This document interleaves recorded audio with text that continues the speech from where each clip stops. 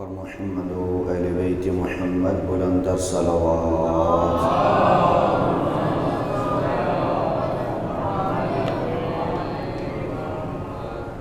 مجلس کی قبولیت کے لیے بآواز بلند صلوات۔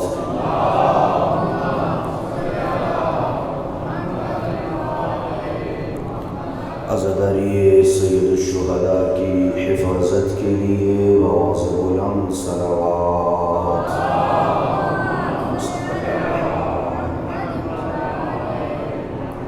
اپنے اپنے مرحومین کی بخشش و مغفرت کے لیے بآواز بلند صلوات۔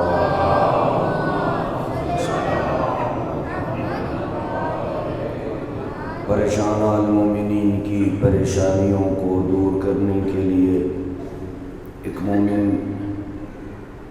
انتہائی مشکل میں ہے، ان کی پریشانیوں کو دور کرنے کے لیے، آپ اپنی اپنی پریشانیوں کو دور کرنے کے لیے، دیگر مومنین کی پریشانیوں کو دور کرنے کے لیے مل کے ایک محبت بھری صلوات۔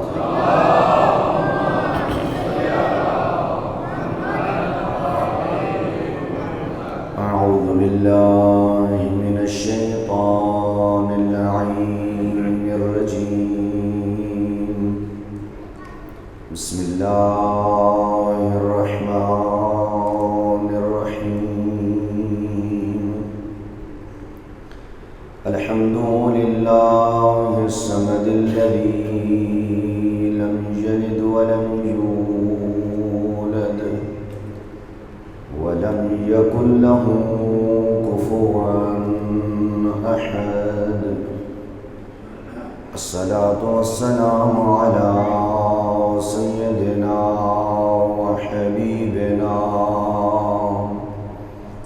وطبیب قلوبنا ومزکی نفوسنا ابی القاسم محمد،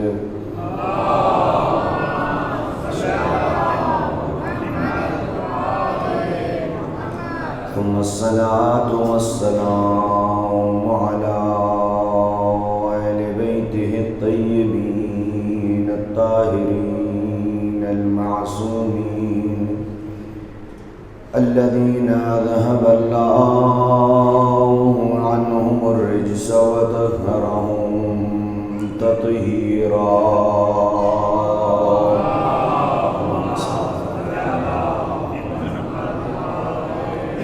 ورحمة الله على أحبابهم وشيعتهم ومواليهم أجمعين، ولعنة الله على أعدائهم ملعونين من يومنا هذا إلى أبد الآبدين.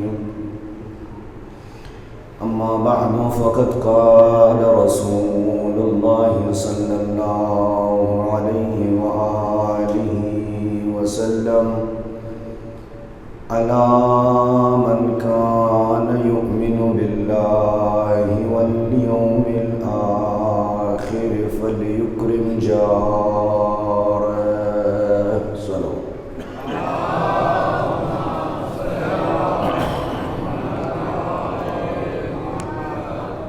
نعرہ تکبیر، نعرہ رسالت، نعرہ حیدری، حسینیت، یزیدیت، بآواز بلند صلوات۔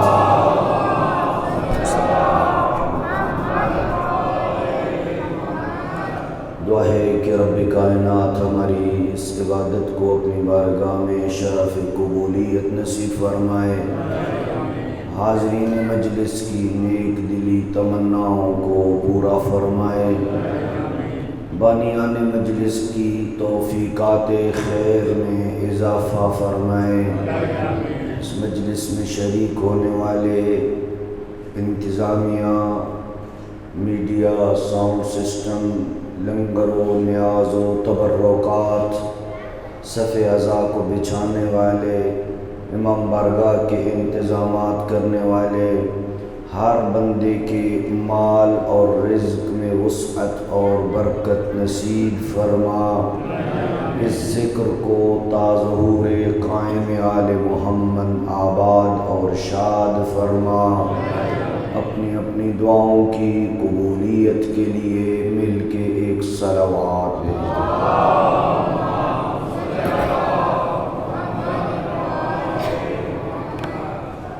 عزاداران مظلوم کربلا، عشرہ محرم الحرام کی چھٹی مجلس سلسلہ گفتگو جنت کے دروازوں پہ لکھا ہوا دستور حیات ہے، اور گزشتہ 5 مجالس میں ہم نے 3 دروازوں پہ لکھی ہوئی تحریروں کو آپ کے سامنے تلاوت فرمایا، اور ان کلمات کے ذیل میں قرآن و احادیث اہل بیت علیہم السلام سے ان کی وضاحت کرنے کی کوشش کی ہے۔ آج چوتھے دروازے پہ لکھی ہوئی تحریر کو بغیر کسی توقف کے آپ کی خدمت میں شروع کرنے جا رہا ہوں، کیونکہ وقت کے دامن میں گنجائش کم رہتی جا رہی ہے، اور ابھی تک ہمارے اور جنت کے دروازے کافی رہتے ہیں۔ وَعَلَى الْبَابِ الرَّابِعِ مِنْهَا مَكْتُوبٌ۔ حضرت فرماتے ہیں جب ہم نے 3 دروازوں پہ لکھی ہوئی تحریر کو پڑھ لیا تو چوتھے دروازے کے اوپر آئے، میں اور جبریل دونوں نے مل کے یہ کلمہ لکھا ہوا پڑھا۔ چوتھے دروازے کے اوپر سنہری حروف میں جو تحریر درج ہے وہ ہے لا الہ الا اللہ محمد رسول اللہ علی ولی اللہ۔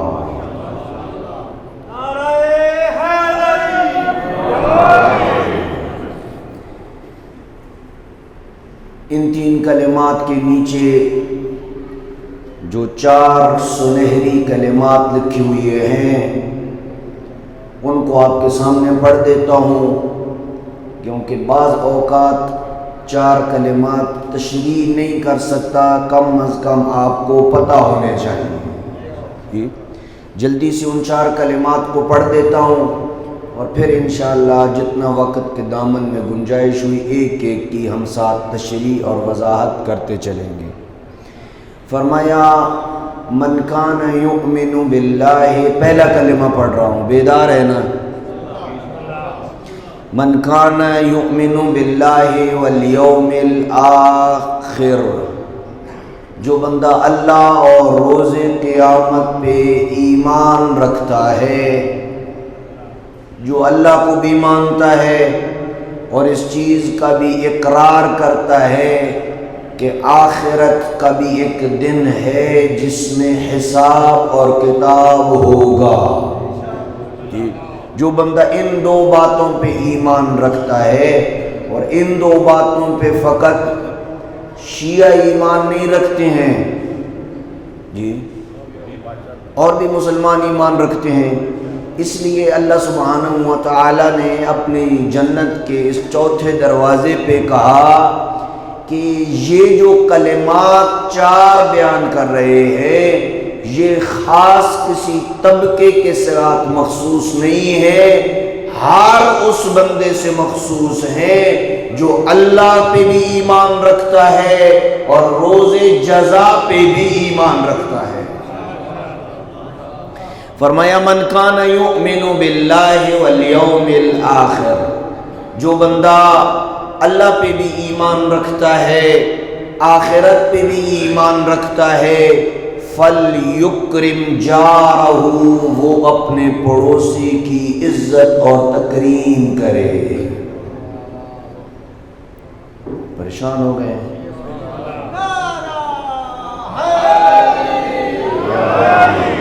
دوسرا کلمہ جلدی سے 4 کلمات کو ایک دفعہ تلاوت کر دوں، پھر ایک ایک پہ واپس پلٹ کے آ رہا ہوں۔ فرمایا وَمَنْ كَانَ يُؤْمِنُ بِاللَّهِ وَالْيَوْمِ الْآخِرِ فَلْيُكْرِمْ ضَيْفَهُ، جو بندہ اللہ اور آخرت پہ ایمان رکھتا ہے وہ اپنے مہمان کی عزت اور تکریم کرے۔ جی 2 کلمے۔ تیسرا کلمہ من کان یؤمن باللہ والیوم الآخر فلیقل خیرا او یسکت، جو بندہ اللہ اور آخرت پہ ایمان رکھتا ہے جب وہ بولے تو یا خیر کی بات بولے یا چپ رہے۔ جی کتنے پیارے کلمات ہیں۔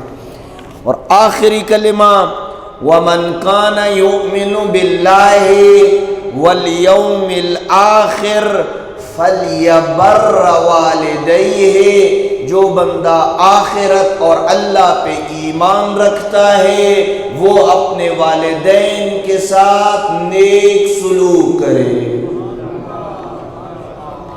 اب آئیے ایک ایک کلمے کے اوپر رکتے ہیں۔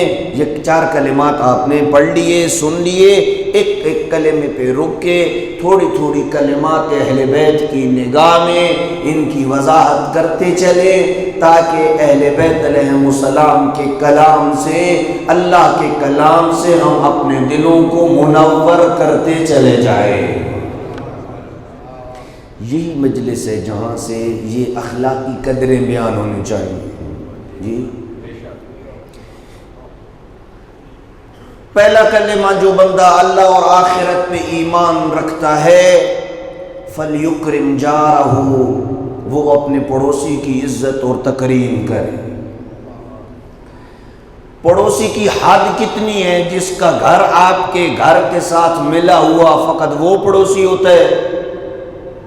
جی روایت میں صادق آل محمد نے پڑوسی کی حد بیان کی ہے۔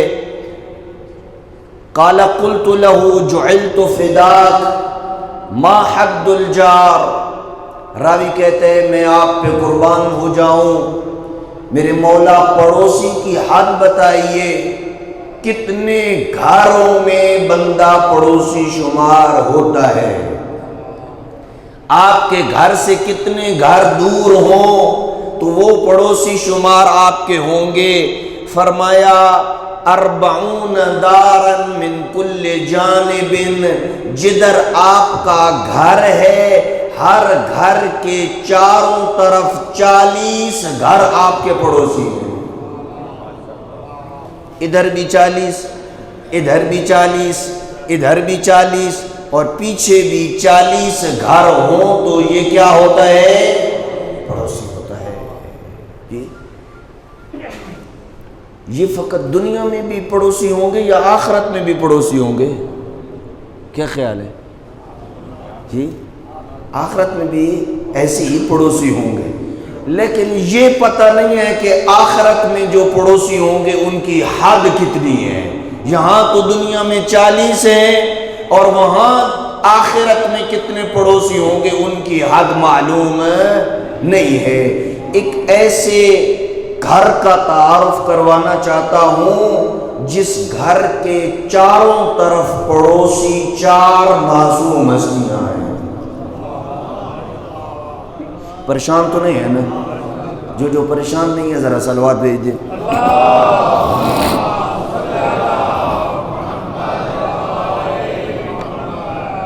لبنان کا ایک شہر ہے جبل عامل، جہاں سے بڑے بڑے فقہاء و محدثین گزرے ہیں۔ یہ آپ کی مذہب کی کتاب وسائل الشیعہ، وہاں کے جو مؤلف ہیں، رائٹر ہیں، محدث عاملی، وہ بھی وہاں سے ہیں۔ شہید اول، شہید ثانی، جن کی لکھی ہوئی کتابیں اگر کوئی بندہ نہ پڑھے تو وہ درجہ اجتہاد تک ہی نہیں پہنچ سکتا ہے۔ اتنے بڑے فقہاء و محدثین و مجتہدین گزرے۔ یہ لبنان کے اس شہر جبل عامل سے تھے، اسی وجہ سے ان کو کہتے ہیں العاملی، حر عاملی۔ کیوں کہتے ہیں حر عاملی؟ عین کے ساتھ، کیونکہ وہ اس علاقے کے رہنے والے تھے۔ وہاں سے ایک شخص ہر سال حج پہ آتا تھا، مدینہ مکہ کی زیارت کے لیے آتا تھا۔ مکہ حج کرنے کے بعد حضرت امام صادق کی خدمت میں حاضر ہوتا تھا۔ اچھا، اس واقعے کو ملا جامی نے اپنی کتاب شواہد النبوہ میں بھی لکھا ہے، اور شیخ عباس قمی رحمۃ اللہ تعالی علیہ نے اپنی کتاب احسن المقال میں بھی صادق آل محمد کے احوال زندگی کو بیان کرنے میں لکھا ہے کہ یہ شخص ہر سال آتا تھا، حج کے بعد فارغ ہو کے مدینہ جاتا تھا۔ جب مدینہ جاتا تو صادق آل محمد کے گھر میں قیام کرتا تھا، بڑا خوش نصیب تھا۔ کدھر رکتا تھا؟ امام کے گھر مہمان ٹھہرتا تھا۔ ایک سال جو آیا تو امام علیہ السلام کی خدمت میں حاضر ہوا، ہاتھ میں 10,000 درہم تھے۔ کہا مولا آپ کے لیے میں ہر سال باعث زحمت بنتا ہوں، آپ کی اپنی مصروفیات ہیں، یہ 10,000 درہم لے لیں اور میرے لیے مدینہ میں کوئی گزارے کا گھر تلاش کریں، میں جب بھی آؤں گا میں اپنے اس گھر میں رہوں گا۔ امام علیہ السلام نے وہ 10,000 درہم لے لیے، یہ چلا گیا۔ اگلے سال پھر آیا، جب اگلے سال آیا حج کیا، حج کرنے کے بعد صادق آل محمد کی خدمت میں حاضر ہوا۔ کہا مولا ہم نے آپ کی خدمت میں گزارش کی تھی، آپ نے ہمارا گھر لینا تھا، اگر لے لیا ہے تو اس کی چابیاں ہمیں دے دیں تاکہ میں اپنے گھر منتقل ہو جاؤں اور آپ کی زحمت کو ختم کروں۔ جب اس نے چابیاں مانگی، امام علیہ السلام نے فرمایا تیرا گھر تو میں نے خرید لیا ہے لیکن ادھر نہیں خریدا ہے، جنت میں خرید لیا ہے۔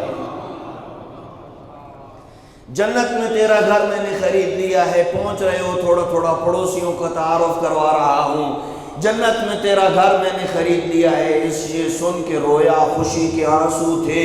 جب اس نے سنا نا کہ میرا گھر جنت میں خرید لیا ہے، اس نے پوچھا مولا میرے گھر کی لوکیشن کدھر ہے؟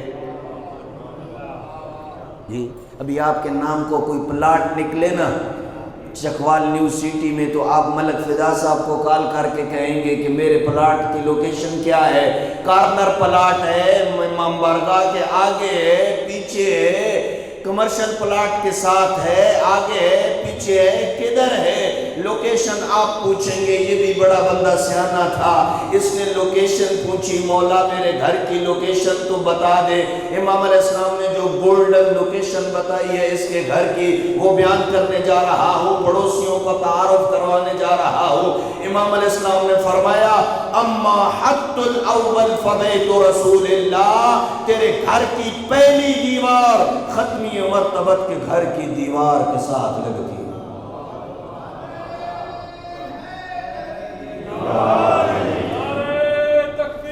اللہ اکبر، یا رسول اللہ،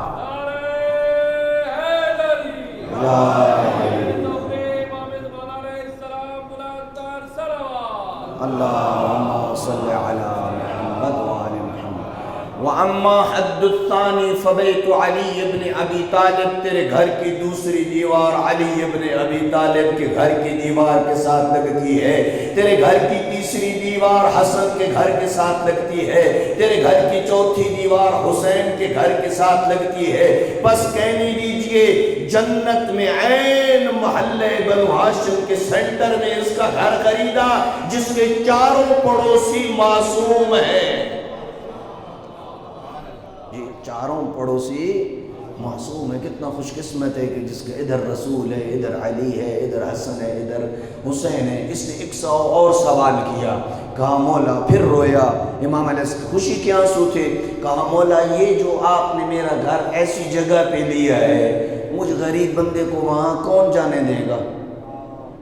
جی یہ تو نو گو ایریا ہے جی. جہاں علی کا گھر ہوگا وہاں پہ کتنے بیریئر لگے ہوں گے, وہاں کتنی سیکورٹی ہوگی. کوئی پاس کوئی تحریر تو لکھ کے دیں, میں دروازے پہ دکھاؤں مجھے انٹری دیں گے. توجہ ہے یا نہیں ہے؟ امام علیہ السلام نے کہا کاغذ بھی لیا قلم بھی لے آئے, کاغذ بھی آیا قلم بھی آیا. صادق آل محمد نے تحریر لکھی, کہا یہ تحریر وہاں جا کے دکھانا تمہیں انٹری مل جائے گی. وقت گزرا اور امام علیہ السلام نے وصیت کی تھی, نصیحت کی تھی کہ جب تو دنیا سے رخصت ہو جائے اپنی اولاد کو کہنا کہ یہ تحریر تیرے ساتھ تیرے کفن میں دفن کر دیں. وقت گزرا, یہ بندہ دنیا سے رخصت ہو گیا. اس کی اولاد نے وصیت پہ عمل کرتے ہوئے وہی تحریر صادق آل محمد کی اس کے کفن میں رکھی اور دفن کر دیا. جیسے آپ اپنے مرحومین کی قبروں کی زیارت کے لیے دوسرے یا تیسرے دن جاتے ہیں, رسم کل کرتے ہیں, اس کی اولاد بھی قبر پہ گئی, دیکھا وہی پرچی جو کفن کے اندر رکھی تھی وہ کفر کے اوپر پڑی ہے. ایک جملہ سنیے گا, ایک طرف تحریر لکھی ہوئی تھی جو صادق آل محمد کی تحریر تھی, دوسری طرف لکھا تھا صادق آل محمد نے جو مجھ سے وعدہ کیا تھا وہ وفا کر دیا ہے.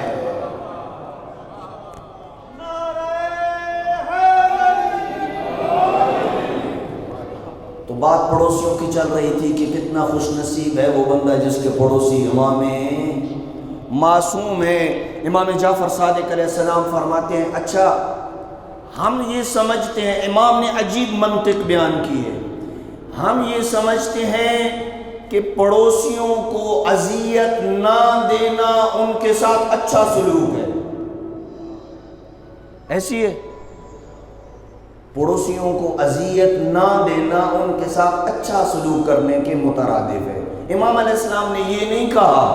امام علیہ السلام فرماتے ہیں لیس حسن الجفا جوار کف الاذا, اچھا پڑوسی بن کے رہنا یعنی آپ اچھے پڑوسی بن کے رہیں. اچھا پڑوسی بننے کا معیار یہ نہیں ہے کہ آپ اسے اذیت نہ دیں, ولیکن حسن الجوار صبرک علی الاذی, بلکہ اچھا پڑوسی وہ ہے جس کو دوسرا پڑوسی اذیت دے اور یہ اس کی اذیت پہ صبر کرے, یہ اچھا پڑوسی ہے. جی عجیب منطق ہے جی. ہم کس کو سمجھتے ہیں اچھا پڑوسی ہونا؟ یہ بھی اچھی چیز ہے, یہ نہیں کہ یہ نہیں ہونا چاہیے. کوئی اچھا کھانا پکایا ہے شیئر کریں, کوئی وہ چیز مانگنے کے لیے آئے ہیں دیں. جی میں کیوں پڑوسی سے مانگنے کے لیے جاؤں, چھوٹی چیزیں, یہ نمک ختم ہو گیا ہے, یہ آٹا ختم ہو گیا, نہیں, ان سے مودت پیدا ہوتی ہے. یہ مانگنا نہیں ہے, یہ آپس میں ریلیشن. آج کل کا تو زمانہ اتنا فاسٹ ہو گیا ہے کہ ساتھ والے گھر کا پتہ ہی نہیں ہوتا ہے کہ وہ کون ہے, وہ مسلمان ہے یا عیسائی ہے یا شیعہ ہے یا مومن ہے, کون کس مذہب کے ساتھ تعلق رکھتا ہے پتہ ہی نہیں ہوتا ہے. لہذا پڑوسیوں کا خیال رکھیں. امام امیر المومنین صلوات اللہ وسلامہ علیہ نے بڑا پیارا کلمہ ارشاد فرمایا سل عن الرفیق قبل الطریق, سفر کرنے سے پہلے اپنے سفر کے ساتھی کے بارے میں چھان بین کر کے وہ کیسا ہے. وَعَنِ الْجَارِ قَبْلَ الدَّارِ, اور گھر بنانے یا گھر رینٹ پہ لینے سے پہلے یہ تحقیق کر کہ پڑوسی کو کیسا ہے. یہ نہ دیکھ کہ اس گھر میں واٹر سپلائی ہے, پانی آتا ہے, بجلی ہے, کارنر پلاٹ ہے, گارڈن ہے, ہم یہ چیزیں چیک کرتے ہیں. کبھی ہم نے یہ نہیں چیک کیا کہ اس کا پڑوسی کون ہے. امام علیہ السلام فرماتے ہیں گھر رینٹ پہ لینے سے یا گھر تعمیر کرنے سے پہلے یہ دیکھ کہ پڑوسی کون ہے. یہ پڑوسی کا دیکھنا بہت ہی زیادہ ضروری ہے. میں قبل اس کے کہ آپ کو 2 آثار بتاؤں جو بندہ پڑوسیوں کے ساتھ اچھا سلوک کرتا ہے, کون سی برکتیں اس کے اوپر نازل ہوتی ہیں. فقط ایک بات سیدہ حضرت فاطمہ الزہرا سلام اللہ علیہا کے متعلق. جناب سیدہ کے بارے میں روایت میں ملتا ہے کہ جب مصلی عبادت پہ کھڑی ہوتی تھی نا تو جناب سیدہ کے فرائض یعنی ان کے بدن کے اعضاء خوف خدا سے کانپتے تھے اور بہت دیر تک دعا کرتی رہتی تھیں اور دعا کرتی رہتی تھیں، دوسروں کے لیے دعا کرتی رہتی تھیں۔ ایک دن امام حسن امام حسین علیہ السلام نے پوچھا، اے اماں جان آپ دوسروں کے لیے تو دعا کرتی ہیں، اپنے لیے یا اپنے عزیز و اقارب کے لیے آپ نے کبھی دعا پہلے نہیں کی، بعد میں کرتی ہیں؟ سیدہ نے فرمایا الجار ثم الدار، پہلے پڑوسی کا حق ہے پھر گھر والوں کا حق ہے۔ لہذا دعا میں بھی پہلے کس کو شامل کریں؟ پڑوسی کو شامل کریں۔ دو اثر بتا کے آگے بڑھ رہا ہوں کہ جو بندہ اپنے پڑوسی کے ساتھ اچھا سلوک کرتا ہے کون سا اثر اسے ملتا ہے۔ پہلا اثر یہ ہے کہ اس کی عمر بڑھ جاتی ہے، اس کی عمر میں اضافہ ہوتا ہے۔ امام صادق علیہ السلام فرماتے ہیں حسن الجوار زیادت فی الاعمار، پڑوسی کے ساتھ اچھا سلوک کرنا انسان کی عمر میں اضافہ کرتا ہے۔ آپ میں سے کوئی بھی بندہ ہے یہ تو نہیں چاہتا ہے نا کہ وہ جلدی دنیا سے جائے، سب چاہتے ہیں کہ کیا کریں؟ زیادہ دیر اس دنیا میں رہیں۔ یہ زیادہ دیر دنیا میں رہنا ہے، ایسے کام کریں جو عمر میں اضافے کا موجب بنتے ہیں، جیسے صلہ رحمی کرنا عمر میں اضافے کا موجب بنتا ہے، پڑوسی کے ساتھ اچھا سلوک کرنا یہ عمر میں اضافے کا موجب بنتا ہے، سید الشہداء امام حسین کی زیارت کرنا عمر میں اضافے کا موجب بنتا ہے۔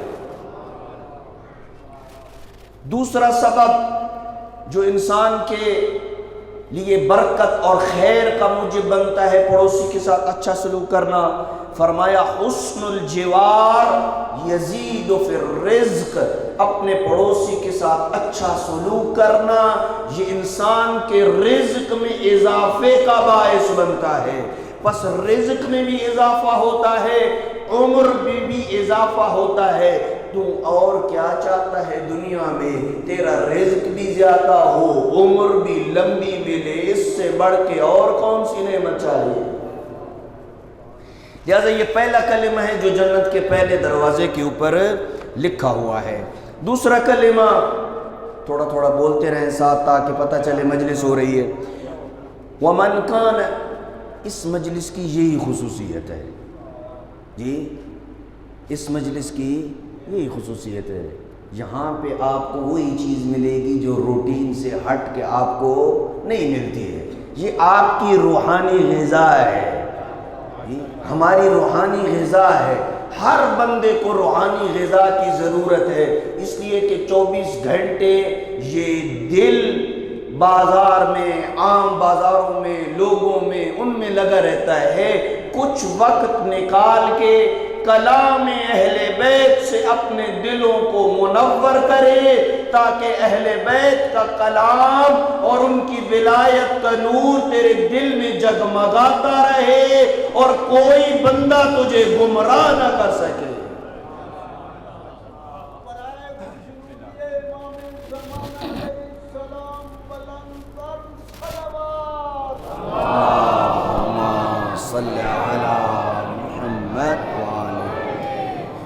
فرمایا وَمَنْ كَانَ يُؤْمِنُ بِاللَّهِ، دوسرا کلمہ جو جنت کے چوتھے دروازے پہ لکھا ہوا ہے، فرمایا جو بندہ آخرت کے اوپر اور اللہ کی ذات پہ ایمان رکھتا ہے فَلْيُكْرِمْ ضَيْفَهُ، وہ اپنے مہمان کی عزت و تکریم کرے۔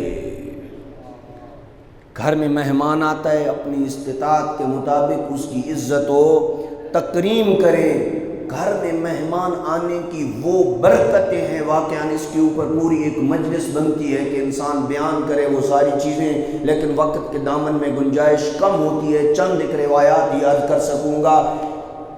ائمہ اہل بیت اور انبیاء، ان کے گھروں میں اگر کوئی 2-3 دن کے اندر کوئی مہمان نہیں آ جاتا تھا وہ پریشان ہو جاتے تھے کہ اللہ سبحانہ وتعالیٰ کی گویا کہ رحمت ہمارے گھروں میں رک گئی ہے، شاید مہمان کے آنے سے پریشان مت ہو، مہمان کے آنے سے کیا ہونا چاہیے؟ بندے کو خوش ہونا چاہیے۔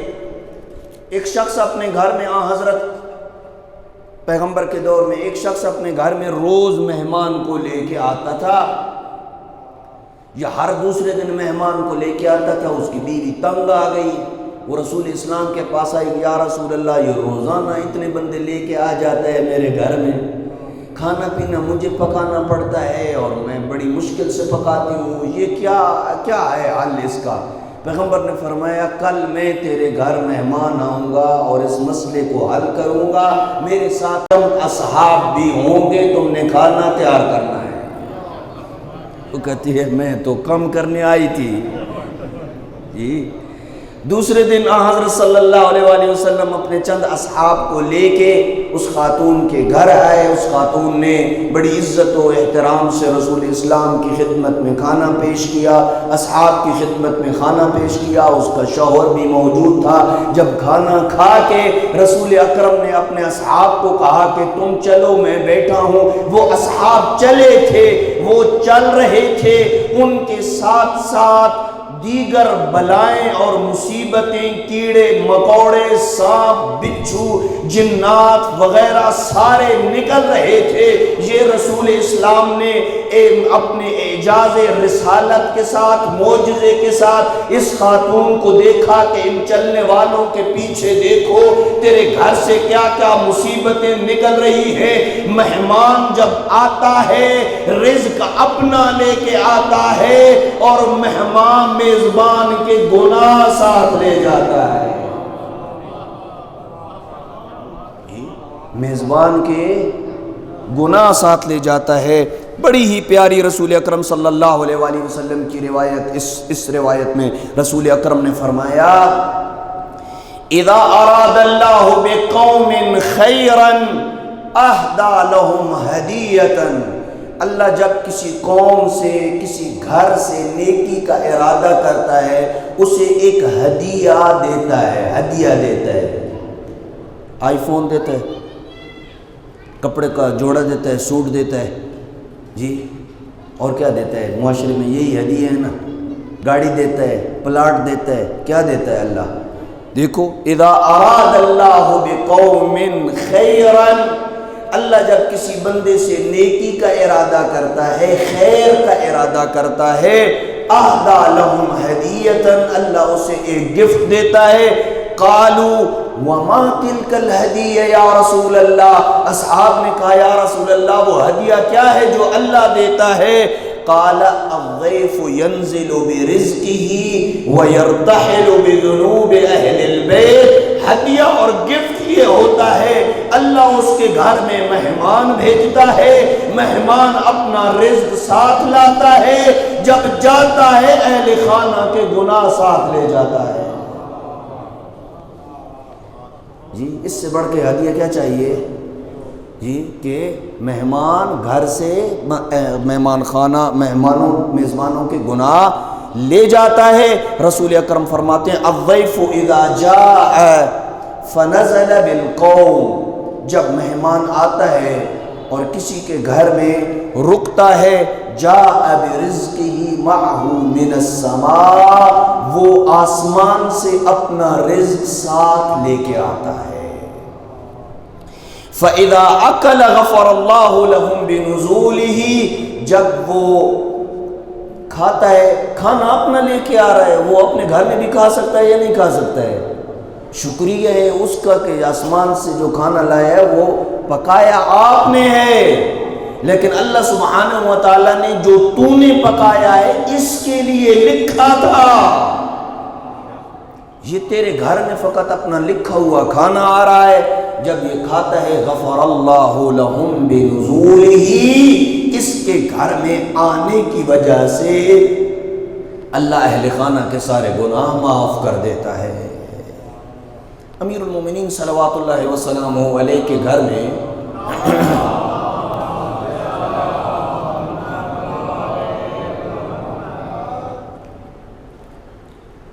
حضرت صلی اللہ علیہ وآلہ وسلم کے پاس ایک شخص آیا، یا رسول اللہ میرے پاس کھانے کے لیے کچھ نہیں ہے، مجھے کچھ دے۔ پیغمبر نے اپنے اصحاب کو کہا تمہارے پاس کسی کے پاس گھر میں کچھ ہے کھانے کو اسے دے۔ کوئی نہیں اٹھا سوائے امیر المومنین کے۔ علی ابن ابی طالب اٹھے، کہا علی اس کو گھر لے جاؤ کھانا کھلاؤ۔ امیر المومنین اسے لے کے آئے، گھر میں بٹھایا، سیدہ کے پاس آئے، کہا مہمان ہے اسے کھانا کھلانا ہے۔ سیدہ نے کہا گھر میں فقط اتنا کھانا پڑا ہے جو چھوٹی بچی کے لیے میں نے رکھا ہے۔ اب روایت میں یہ نہیں ہے وہ چھوٹی بچی یا حضرت سیدہ زینب سلام اللہ علیہا ہے یا جناب ام کلثوم ہے، یہ دو ہی بیٹیاں ہیں امیر المومنین کی، دو میں سے کسی ایک کے لیے وہ کھانا پڑا ہے۔ سلام علی ابن ابی طالب تیری عظمت پہ۔ کہا نوّمی الصبیہ، بچی کو بھوکا سلا دے، کھانا مجھے دے دے۔ میں خود بھی امیر المومنین بھوکے تھے، سیدہ بھی بھوکی تھی، کہا بچی کو بھوکا سلا دے اور کھانا مجھے دے دے، مہمان کو کھانا کھلانا ہے۔ اچھا اب آپ کے گھر میں مہمان آئے، پلیٹ ایک سالن کی ہو، جی آپ کو آپ کی زبان میں سمجھاتا ہوں، ایک پلیٹ ہو سالن کی اور ایک ہی روٹی ہو، یہ اچھا تو یہ نہیں لگتا کہ مہمان کھا رہا ہو اور آپ ساتھ بیٹھے ہوں؟ جی عادتاً تو یہی ہوتا ہے کہ جو تھوڑا بہت ہوتا ہے دونوں مل کے کھاتے ہیں۔ میزبان بیٹھا ہو اور مہمان کھانا کھا رہا ہو، یہ ہمارے معاشرے میں ایسے نہیں ہوتا۔ امیر المومنین نے بھی ان اخلاقیات کے سید و سردار امیر المومنین تھے۔ امیر المومنین مہمان کے پاس جب کھانا لے کے آئے نا، چراغ گل کیا، چراغ گل کیا، موبائل کی لائٹ بھی نہیں تھی، موبائل تھے ہی نہیں، جی چراغ گل کیا۔ اب وہ کھانا کھا رہا ہے، اس کے ساتھ بیٹھ کے امیر المومنین فقط خالی منہ ہلا رہے ہیں کہ وہ سمجھے کہ علی بھی کھانا کھا رہا ہے۔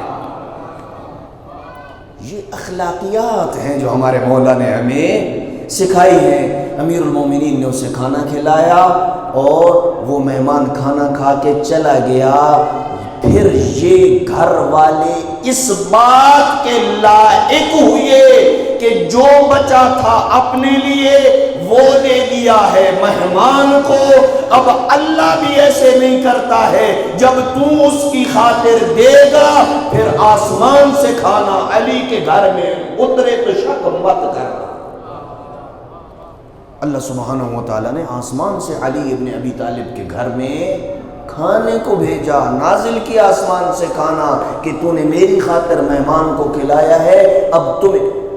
اور یہ جو آپ سورہ دہر کی آیات پڑھتے ہیں، 3 دن بھوکا اور پیاسے رہے اور مہمانوں کو کھانا کھلاتے رہے، اللہ سبحانہ و یہ کیا تھا کہ فقط 3 دن اپنے در سے کھانا کھلایا اور پوری ایک سورہ اللہ کی ذات میں قرآن مجید میں اہل بیت کی عظمت اور اہل بیت کی فضیلت میں نازل کر دی۔ آسان نہیں ہوتا کہ وقت افطار ہو اور سارے اپنی روٹیاں جمع کر کے دروازے پہ آنے والے کو دے دی جائے۔ کسی مفسر کا کلام ہے کہ دروازے پہ آنے والا نہ فقیر تھا، نہ مسکین تھا، نہ اسیر تھا، بلکہ وہ فرشتے تھے جو بدل بدل کے آ رہے تھے، دنیا کو اہل بیت کی در کی اہمیت بتا رہے تھے۔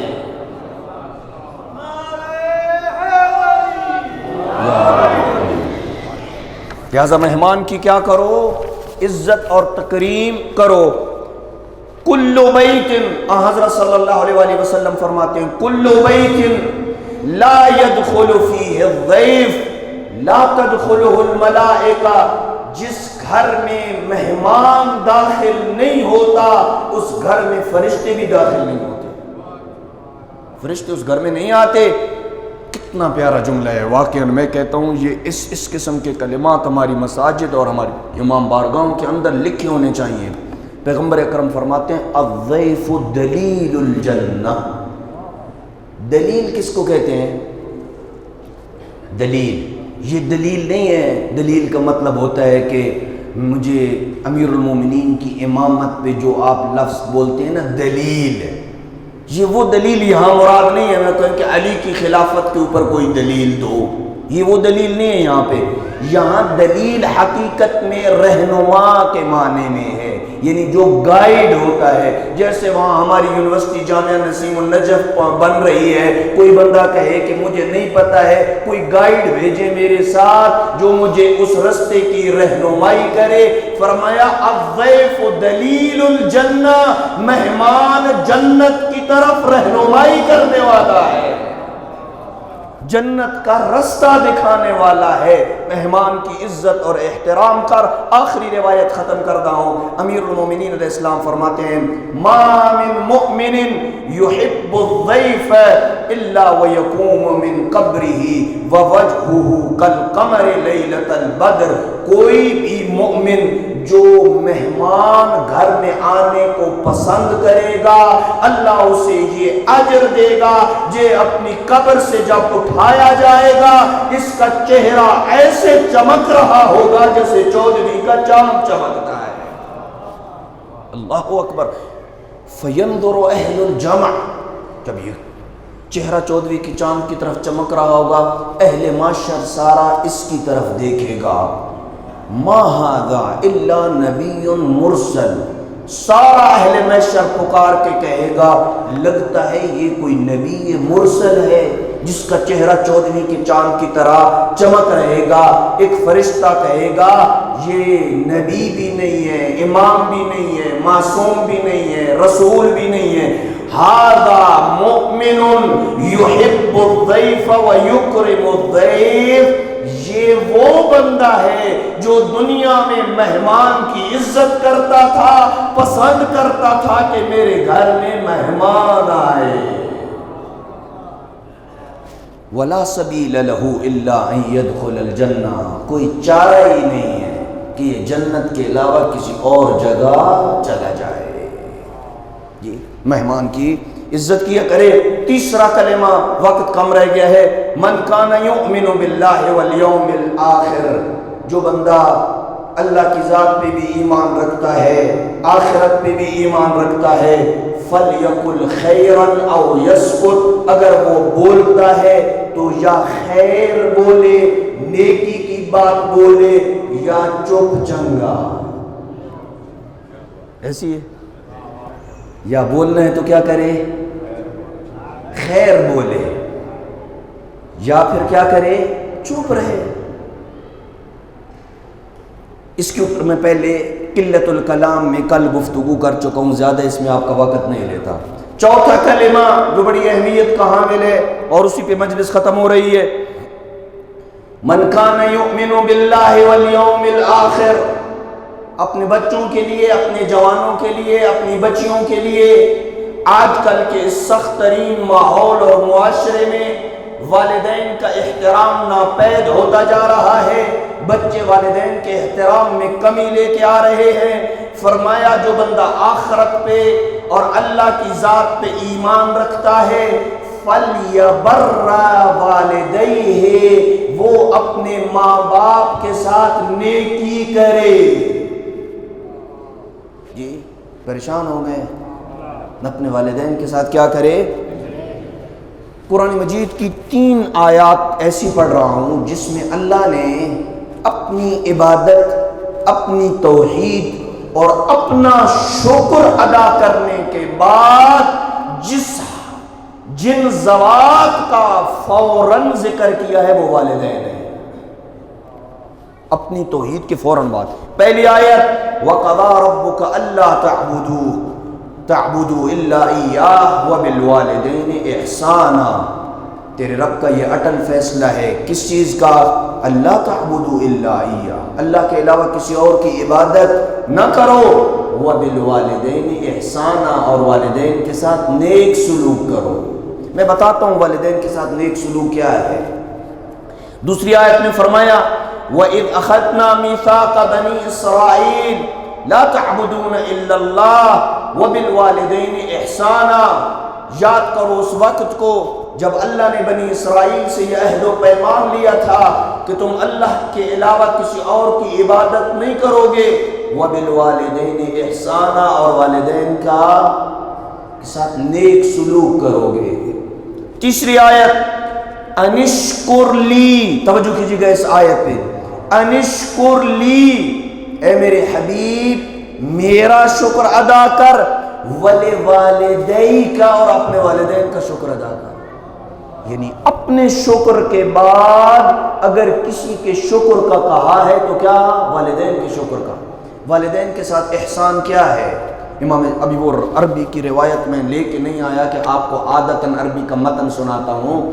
امام علیہ السلام فرماتے ہیں کہ والدین کے ساتھ احسان یہ نہیں ہے کہ ان کے مانگنے پہ آپ ان کی ضروریات زندگی پورا کریں، ان کے مانگنے سے پہلے انہیں ان کی ضروریات دینا، یہ ان کے حق میں احسان ہے۔ ماں کی نظر ختم ہو گئی ہے، سماعت ختم ہو گئی ہے، ماں کہے کہ بیٹا اب مجھے دکھائی نہیں دیتا، مجھے اینک لگوا دو، اور تو اینک لگوا کے چوڑا بنتر ہے کہ میں نے فلاں ہاسپٹل سے ماں کا علاج کروا کے اس کو اینک لگوا دے گی، یہ احسان نہیں ہے۔ اس کے کہنے سے پہلے تو اینک لگوا دے، یہ احسان ہے۔ جی باتیں تو سخت ہیں لیکن کیا کروں، یہ کرنی پڑتی ہیں۔ امام جعفر صادق علیہ السلام فرماتے ہیں، صلوات بھیج دیں امام علیہ السلام کی ذات پہ، فقط دو روایتیں والدین کے احترام کے لیے، ان کا حق ہے، اور میں مصیبت کی طرف آ رہا ہوں۔ پہلی روایت امام جعفر صادق علیہ السلام سے ہے، جاء رجل الى النبی صلی اللہ علیہ وآلہ وسلم، ایک شخص حضرت کی خدمت میں آیا، فقال یا رسول اللہ من ابر، یا رسول اللہ میں نیکی کرنا چاہتا ہوں، کس کے ساتھ نیکی کروں؟ قال امک، اپنی ماں سے نیکی کر۔ قال ثم من، کہا ماں کے بعد کس کے ساتھ نیکی کروں؟ قال امک، پھر بھی ماں کے ساتھ نیکی کر۔ قال ثم من، کہا پھر تیسری بار، دو بار ماں کے ساتھ نیکی کر لی ہے، پھر کس کے ساتھ نیکی کروں؟ کہا امک، تیسری بار پھر ماں کے ساتھ نیکی کر۔ جی ثم من، چوتھی مرتبہ پھر کہا اباک، اپنے باپ کے ساتھ نیکی کر۔ پہلے تین مرتبہ ماں کے ساتھ نیکی ہے، اور آخری بار کس کے ساتھ نیکی ہے؟ باپ کے ساتھ نیکی ہے۔ امام جعفر صادق علیہ السلام فرماتے ہیں، یہ اپنے بچوں، اپنے جوانوں کے لیے یہ روایت پڑھ رہا ہوں، من نظر الی ابویہ نظر ماقت، جو بچہ باہر کھیلنے کے لیے جانا چاہتا ہے، ٹرپ پہ جانا چاہتا ہے، والدین کہتے ہیں نہیں جانا، تم نے حالات خراب ہے، کرکٹ کھیلنے کے لیے نہیں جانا ہے، فلاں جگہ نہیں جانا ہے، موبائل تم نے نہیں دیکھنا ہے، ٹی وی تم نے نہیں دیکھنی ہے، ماں باپ بچوں کو منع کرتے رہتے ہیں ان چیزوں کی طرف۔ یہ من نظر الی ابویہ نظر ماقت، جو اپنے والدین کی طرف غصے کی نگاہ سے دیکھے، وَهُمَا ظَالِمَانِ، ماں باپ بھی اس کے حق میں اچھے نہ ہوں، برے ہوں، اس پہ ظلم کرتے ہوں۔ میں اس ماں باپ کی بات کر رہا ہوں جو والدین کے ساتھ، جو اپنے بچوں کے ساتھ نیک ہوتے ہیں اور محبت اور شفقت کے ساتھ پیش آتے ہیں، ان کی نہیں بات کر رہا۔ ماں باپ اولاد کے حق میں ظالم ہیں، کسی چیز سے ماں باپ نے روکا ہے، بچے نے، جوان نے غصے سے ماں کی طرف، باپ کی طرف دیکھا، لم یقبل اللہ لہ صلاۃً، اللہ اس کی کسی نماز کو قبول نہیں کرے گا۔ غصے سے دیکھنا جی۔ اور آخری روایت اور ختم کر دی، رسول اکرم صلی اللہ علیہ وآلہ وسلم ارشاد فرماتے ہیں، یا رسول اللہ ما حق الوالد، اے اللہ کے رسول والد کا کیا حق ہے؟ قال ان تطیعہ ما عاش، جب تک وہ زندہ ہے اس کی اطاعت کرو، جب تک والد زندہ ہے والد کی کیا کرو؟ اطاعت کرو۔ فقیل، جملہ سننے والا ہے، بخدا اگر اس کو سونے کے پانی سے لکھیں تب بھی کم ہے۔ ما قیل حق الوالد، کہا گیا رسول اکرم سے کہ والد کا حق تو بتا دیا ہے کہ جب تک والد زندہ ہے اولاد اس کی اطاعت کرے۔ ما حق الوالدہ، ماں کا کیا حق ہے؟ فقال صلی اللہ علیہ وآلہ وسلم ہیہات ہیہات ہیہات ہیہات، کہا ہو ہی نہیں سکتا، ہو ہی نہیں سکتا تو ماں کا حق ادا کر سکے. لو ان مثل عدد رمل عالج وقطر المطر ایام الدنیا. آخر اس کا ترجمہ کرنا ہی مشکل ہے. دنیا کے دن کتنے ہیں؟ کوئی بتا سکتا ہے کتنے دنیا کے دن ہیں؟ یہ حضرت آدم کو پہلے دن جب سے حضرت آدم دنیا میں آئے یا جب سے یہ دنیا بنی ہے اس وقت سے لے کے قیامت تک دنیا کے کتنے دن ہوں گے؟ اللہ کے علاوہ کوئی جانتا ہے؟ کوئی نہیں جانتا ہے. کہا جتنے دنیا کے دن ہیں نا، ان دنیا کے دنوں کی تعداد کے برابر اس کائنات میں جتنی بھی بارشیں ہوئی ہیں ان کے قطروں کی تعداد کے برابر اس دنیا میں جتنے بھی ریت کے ذرات ہیں ان کی تعداد کے برابر اگر کوئی بندہ اپنی ماں کے سامنے کھڑے ہو کے خدمت میں گزار دے، ما عدل ذلك یوما حملته فی بطنها، اس ایک دن کی قیمت نہیں چکا سکتا جو اس نے اپنی شکم میں بچے کو اٹھایا تھا. اس ایک دن کا بھی بدلہ نہیں اتار سکتا. کدھر ہے ہمیں اپنے بچوں، اپنی اولاد، حتیٰ کہ ہم بڑے اپنی ماں اور باپ اور ان کی عزت و احترام، وہ جو بھی ہیں، میں کہوں کہ آج میں بہت بڑا عالم بن گیا ہوں، میں اپنے ماں باپ کے ساتھ یوں ہوں، وہ نہیں. حق نہیں پہنچتا ہے مجھے کہ میں اپنے باپ کے سامنے پاؤں پھیلا کے بیٹھوں. امام ختم کر دی میں نے مجلس. امام زین العابدین علیہ السلام نے ایک شخص کو دیکھا جو اپنے باپ کے ساتھ چلتے ہوئے آ رہا تھا، اس کا وہ اپنے باپ کے کندھے کے ساتھ ٹیک لگا کے آ رہا تھا. بخدا میں نے خود اپنی آنکھوں سے یہ روایت پڑھی ہے. امام علیہ السلام ما کلمہ حتی فارق الحیات، جب تک امام زین العابدین زندہ رہے امام نے اس بچے کے ساتھ بات ہی نہیں کی. تیری اتنی جرت تو باپ کے کندھے کے ساتھ ٹیک لگا کے چل رہا ہے. امام علیہ السلام نے بات نہیں کی اس سے. لہذا یہ وہ اخلاقی قدریں ہیں میرے احباب، میرے دوستو، جن کو اپنانے کی ضرورت ہے. ایک صلوات بیت محمد و اہل بیت محمد.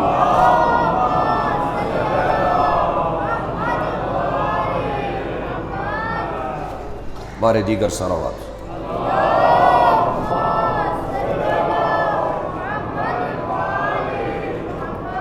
یہ تو میں نے عام ماں کا حق بتایا ہے، اور اگر ماں رباب ہو اور بیٹا اصغر جیسا ہو،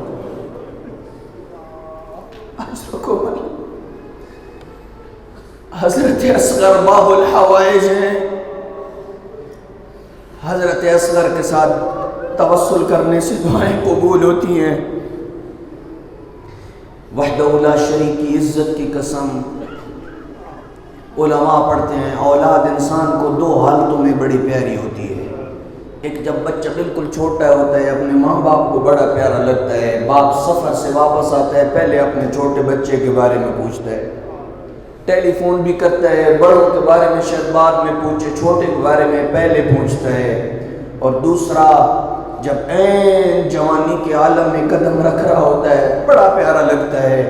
آ نظر رخ کر کربلا کی طرف، سلام کر اپنے آقا کے اوپر، سلام حسین تیری غربت پہ جس نے اپنی دونوں اولادیں پیاری اولادیں اللہ کی راہ. اجرکم اللہ. عزاداران مظلوم کربلا، دو تمہید کے جملے اور جناب حضرت علی اصغر کے مصائب. عزاداران مظلوم کربلا کسی بھی کربلا کے قاتل کا جب سر مختار قلم کرتے تھے نا تو سید سجاد کی طرح بھیجتے تھے. کسی قاتل کے سر کے آنے پہ سید سجاد نے اتنی خوشی نہیں منائی جتنی حرملہ کے سر آنے پہ خوشی منائی. عزاداران مظلوم کربلا علامہ اختر عباس اللہ کروڑ جنت نصیب کرے، وہ بڑا کرتے تھے جب حرملہ کا سر آیا نا امام بازار گئے، مٹھائی خریدی، مدینہ کے چھوٹے چھوٹے یتیموں کو جمع کیا، ان کو مٹھائی دیتے تھے، کہتے تھے یہ میرے اصغر کے قاتل کی خوشی کی مٹھائی ہے، اجرکم اللہ۔ منظر بڑا تھا، یہ 3 جملے فقط تمہید کے میں نے بولنے ہیں۔ عزاداران مظلوم کربلا منہال صحابی ہے، امام زین العابدین علیہ السلام کا ہر سال حج پہ آتا ہے، حج کے بعد فارغ ہو کے امام زین العابدین کی خدمت میں حاضر ہوتا ہے، مولا ہر بار ایک ہی سوال کرتے ہیں، بتا منہال حرملہ کا کیا بنا ہے؟ ایک سال جو منہال آیا نا تو امام زین العابدین نے پوچھا بتا حرملہ کا کیا بنا؟ منہال نے رو کے کہا مولا کبھی اکبر کے قاتل کا نہیں پوچھا، کبھی قاسم کے قاتل کا نہیں پوچھا، کبھی عباس کے قاتل کا نہیں پوچھا، ہمیشہ پوچھتے ہیں تو اصغر کے قاتل کا پوچھتے ہیں، وجہ کیا ہے؟ کہا قاسم کی ماں ٹھنڈے پانی بھی پی لیتی ہے، سائے پہ بھی بیٹھ جاتی ہے، عباس کی ماں ٹھنڈے پانی بھی پی لیتی ہے، سائے پہ بھی بیٹھ لیتی ہے، وعدہ اولا شریک کی عزت کی قسم جب سے اصغر کے گلے پہ تیر لگا، رباب نہ ٹھنڈے پانی پیتی ہے نہ سائے میں بیٹھتی ہے۔ اجرکم اللہ، اللہ جانے کچھ لوگ انتظار میں ہیں میں مسائل پڑھوں گا، ختم ہو رہا ہے حسین کا محرم، فقط 3 سے 4 دن کا مہمان ہے، امام حسین علیہ السلام کا محرم ختم ہو رہا ہے، اللہ جانے اگلے سال کون ہوگا غریبوں پہ رونے کے لیے، زندگی کے دن کتنے ہیں کوئی پتہ نہیں ہے۔ میری آقا زادی کا بیان ہے، میری آقا زادی حضرت زینب عالیہ کا بیان ہے، کربلا سے لے کے کوفہ، کوفہ سے لے کے شام، شام سے لے کے واپس مدینہ تک میں نے کئی بار رستوں میں اٹھ کے رباب کو دیکھا، کبھی ادھر ہاتھ مارتی ہے، کبھی ادھر ہاتھ مارتی ہے، کبھی ادھر ہاتھ مارتی ہے۔ ایک رات جو میں نے پوچھا رباب بتا تیری کوئی قیمتی چیز گم ہو گئی ہے؟ کہا نہیں میری آقا زادی، میرے اصغر کے دودھ کا وقت ہو گیا ہے اور میں اصغر کو تلاش کرتی ہوں، میرا اصغر مجھے نظر نہیں آتا،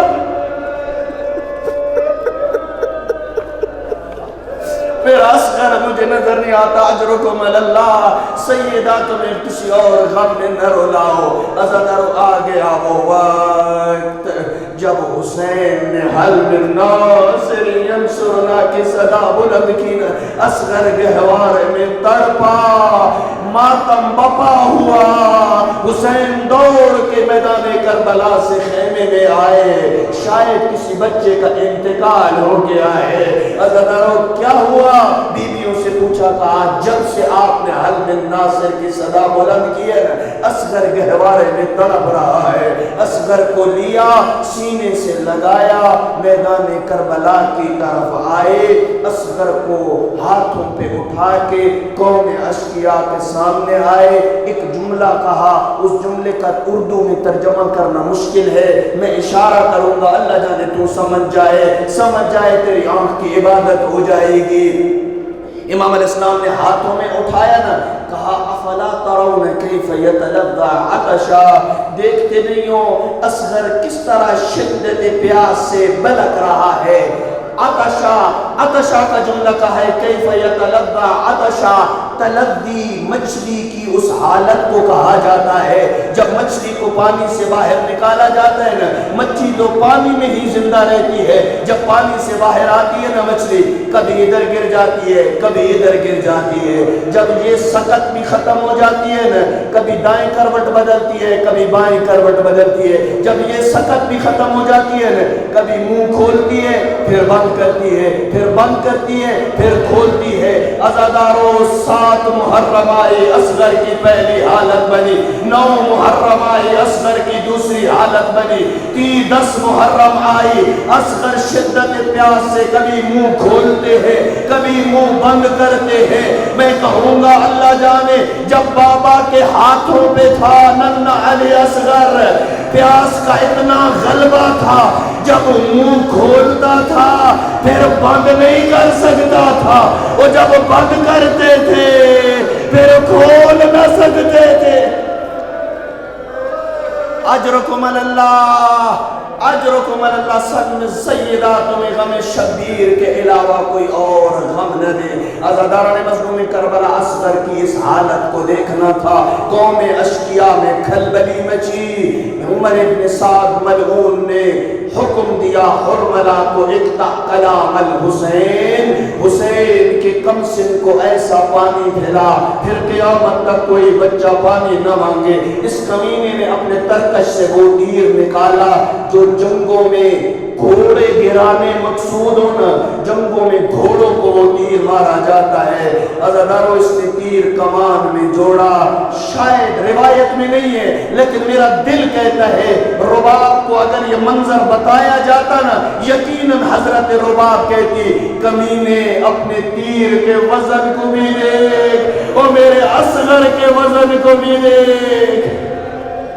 اجرکم اللہ، اجرکم اللہ۔ عزاداران مظلوم کربلا تیر چلا، اصغر کے ننھے گلے پہ لگا، فانقلب الصبی علی ید الامام فذبح من الورید الی الورید۔ اصغر بابا کے ہاتھوں پہ الٹ گیا، ایک کان سے دوسرے کان تک اصغر کا گلا ذبح ہو گیا۔ عزاداران مظلوم کربلا، حیدرآباد دکن کا مورخ لکھتا ہے تیر اصغر کے وزن سے اتنا بھاری تھا اگر اصغر بابا کے ہاتھوں پہ نہ ہوتے وہ جدھر تیر جاتا اصغر ساتھ ساتھ جاتے۔ اجرکم اللہ۔ اگلے بندے کچھ بندے اب بھی انتظار میں ہے رباب کے اصغر کا مصائب پڑھوں گا، اس سے زیادہ مصائب میں نہیں پڑھ سکتا۔ عزاداران مظلوم کربلا تسلی کے ساتھ ایک جملہ سن لیجئے، ایک جملہ سن کے پھر تسلی کے ساتھ گریہ کیجئے۔ کوئی کربلا کا جو بھی شہید ہے، کوئی آدھے میل پہ گرا ہے، کوئی 1 میل پہ گرا ہے، کوئی 1.5 میل پہ گرا ہے، کوئی 2 میل پہ گرا ہے، کسی شہید کو گھوڑے کی زین سے اترتے ہوئے غریب کربلا نے اپنی آنکھوں سے دیکھا نہیں ہے، لیکن وحدہ لا شریک کی عزت کی قسم یہ کربلا کا واحد شہید ہے۔ تیر کو کمان میں جڑتے بھی دیکھا، وہ تیر کو نکلتے بھی دیکھا، اصغر کے ننھے گلے پہ لگتا بھی دیکھا، وہ بچے کو الٹتا ہوا بھی دیکھا۔ یہی وجہ ہے جب حسین نے یہ منظر دیکھا، حسین کے چہرے پہ موت کے آثار آ گئے، جبریل آسمان سے اترا، کہا حسین اصغر کی موت کا غم نہ کر، اصغر کو زمین پہ لٹا دے، ہم نے اصغر کے لیے جنت میں دودھ کا بندوبست کر دیا۔ عظیم شہادت ہے اصغر کی۔ عزاداران مظلوم کربلا ختم کر دی میں نے گفتگو۔ عزادارو جب حرملہ کو گرفتار کر کے کوئی قیامت سے بڑا مسائل پڑھنے جا رہا ہوں، غریب کربلا کی غربت کا۔ عزاداران مظلوم کربلا جب حرملہ کو گرفتار کر کے لایا گیا نا، حسب عادت اس نے قاتلوں سے پوچھا ہے بتا تو نے کربلا میں کیا ظلم کیا تھا؟ کہا تو کربلا کے سب سے چھوٹے بچے کا سنگ دل قاتل ہے، بتا کوئی وقت ایسا بھی آیا جب تو بھی رو پڑا ہو؟ کہا ہاں، اصغر کی شہادت وہ ہے جس نے قاتلوں کو بھی رلا دیا ہے۔ کہا ہاں، ایک وقت ایسا آیا جب میں بھی رو پڑا۔ کہا بتا وہ کون سا وقت تھا؟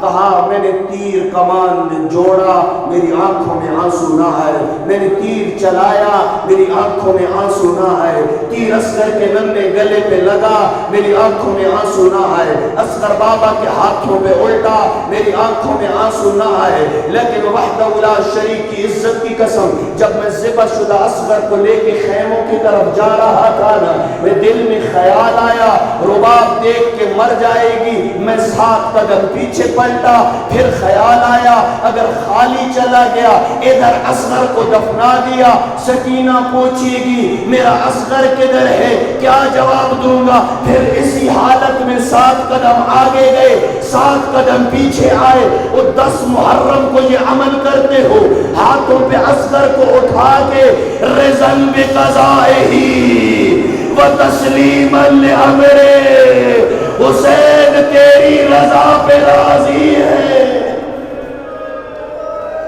اجرکم اللہ، حسین تیری رضا پہ راضی ہے۔ مشکل سے عبا کے اندر اصغر کو لپیٹا، خیمے کا دروازہ اٹھایا۔ یہ ماں اچھا جملہ سمجھتی ہے، باپ کو شاید اس کی قدر نہ ہو۔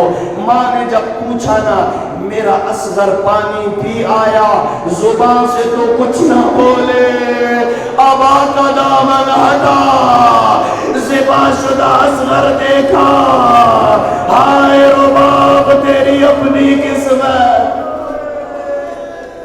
ہائے رباب تیری اپنی قسمت۔ آیت اللہ اصفہانی نے اپنے دیوان میں 3 باتیں کی ہیں۔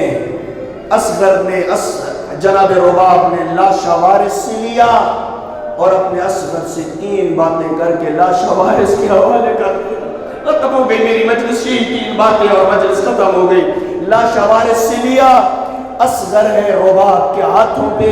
پہلی بات جو اصغر سے کی ہے نا میری آقا زادی نے کہا، اصغر بیٹا تیرے نانے کی شریعت کا مسئلہ ہے، چھوٹے جانوروں کو چھری سے ذبح کیا جاتا ہے، خنجر سے ذبح کیا جاتا ہے، بڑا اونٹ بڑا جانور ہے اسے نیزہ مار کے نحر کیا جاتا ہے۔